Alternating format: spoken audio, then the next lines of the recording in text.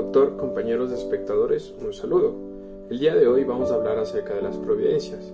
Las providencias judiciales son pronunciamientos de las autoridades judiciales, jueces, en los cuales se deciden partes definitorias de un juicio. Mediante ellas, las partes procesales tienen conocimiento de las decisiones que se van adoptando en el manejo de la causa. Las providencias judiciales, según el artículo 88 del COGEP, pueden ser de tres tipos: sentencias, autointerlocutorios y autos de sustanciación. Según el artículo 89, todas las decisiones judiciales deben contar con una debida motivación, estableciéndose que toda sentencia y auto serán motivados bajo pena de nulidad, dejando sumamente esclarecido que no habrá motivación si en la resolución no se enuncian las normas o principios. Una sentencia es una resolución de carácter jurídico que expresa una decisión definitiva sobre un proceso. Las sentencias admiten varias clasificaciones en función de diversos aspectos. Algunas de las clasificaciones y tipo de sentencias principales son: por la forma, las sentencias escritas. La sentencia oral no siempre es posible para algunos procesos, según la posibilidad de impugnación. La sentencia firme, que no se puede interponer ningún recurso, es decir, no son recurribles. La sentencia recurrible o no, o firme, que se puede interponer un recurso. El auto judicial es un tipo de resolución elaborada por un juez que resuelve una parte del proceso, pero no resuelve sobre el fondo del asunto. Este tipo de resolución no es igual que la sentencia, ya que la sentencia resuelve sobre el fondo del asunto controvertido. Las principales características esenciales de los autos judiciales son dictadas por un órgano judicial durante el transcurso de un proceso judicial. Es un tipo de resolución utilizada en todas las jurisdicciones, sea civil, penal, mercantil, entre otras. Pone fin al procedimiento, pero no da solución al conflicto. Debe tener una forma específica. Primero señalar los hechos, luego los fundamentos jurídicos y luego lo que se ha resuelto al respecto. También se resuelve por auto cuestiones incidentales, nulidad, resoluciones de recursos contra providencias. Los tipos de autos judicial se dividen en dos.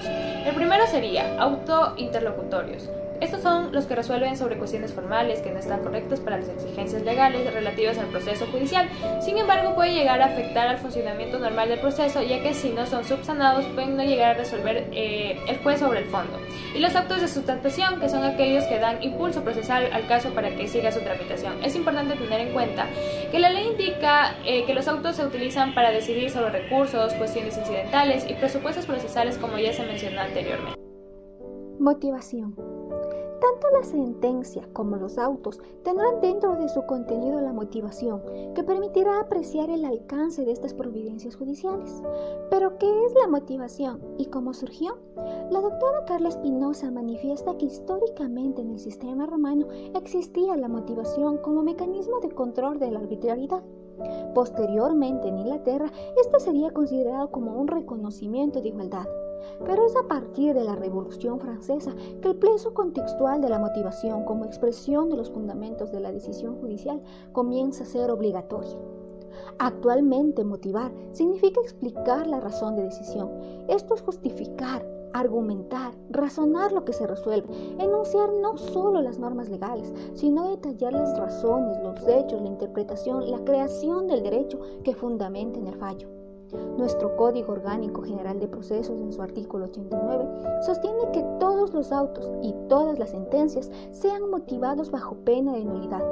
La motivación brillará por su ausencia si en la resolución no se enuncian las normas o principios jurídicos en que se funda y no se explica la pertinencia de su aplicación a los antecedentes de hecho. Es entonces que las sentencias se deberán motivar sí o sí, expresando los razonamientos fácticos y jurídicos que conducen a la apreciación y valoración de las pruebas, como la interpretación y la aplicación del derecho. Si no, caso contrario, toda sentencia o todo auto que adolezca de motivación es objeto de nulidad, y llegará a este punto solo se podrá ser alegada como un fundamento del recurso de apelación o como un causal de recurso de casación. Todo esto en conformidad con el artículo 76 de la Constitución de la República del Ecuador y el artículo 130 del Código Orgánico de la Función Judicial. Gracias. Doctor, compañeros, para seguir con la exposición tenemos que mencionar las clases de providencia.